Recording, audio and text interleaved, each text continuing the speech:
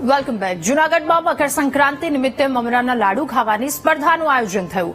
Senior citizen માટે મમરાના લાડુ ખાવાની સ્પર્ધાનું આયોજન કરવામાં આવ્યું, જેમાં 19 જેટલા ભાઈઓ અને 16 જેટલી બહેનોએ ભાગ લીધો.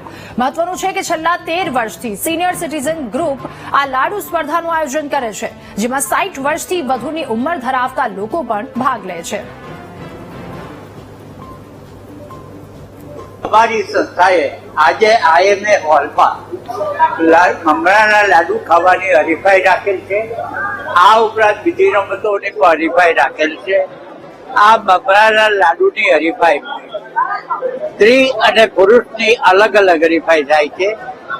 લગભગ અમારા 20-30 સભ્યોએ ભાગ લીધેલ અને 22 જેટલા પુરુષોએ ભાગ લીધેલ.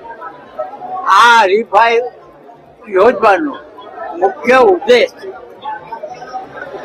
વૃદ્ધોમાં એક જાતની કુમારી અને જીવનના હકારાત્મક અભિગમ વધે એ પ્રતિસ્પર્ધા. હું આ લગભગ 5 વર્ષથી હું ભાગ લઉં છું અને 5 મિનિટની અંદર મેં 6.5-7 લાડુ દર વખતે હું ખાઈ જાઉં છું. મારો પહેલો નંબર અથવા તો બીજો નંબર દર વર્ષે આવે જ છે. અને આ લાડવા ખાવા આજે મેં 6.5 લાડવા ખાધા, એમાં ટ્રાય પડી એટલે પાછો વારો આવ્યો, એમાં પાછા મેં 3.5 લાડુ ખાધા. અને આ લાડુ ખાવાથી અમને ઉત્સાહ મજા આવે છે અને આ ઉંમરે અમને આવો કાર્યક્રમની અંદર ભાગ લેવામાં બહુ મજા આવે છે. અમને એમ થાય કે અમારું નાનપણ અમને યાદ આવી જાય છે. 4 વર્ષથી આ સ્પર્ધા ચાલુ થાય છે અને એમાં મોટે ભાગે નંબર આવે છે મારો.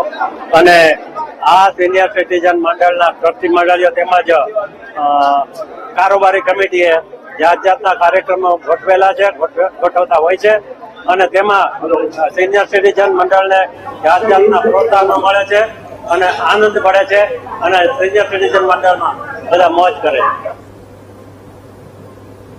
અને આ તરફ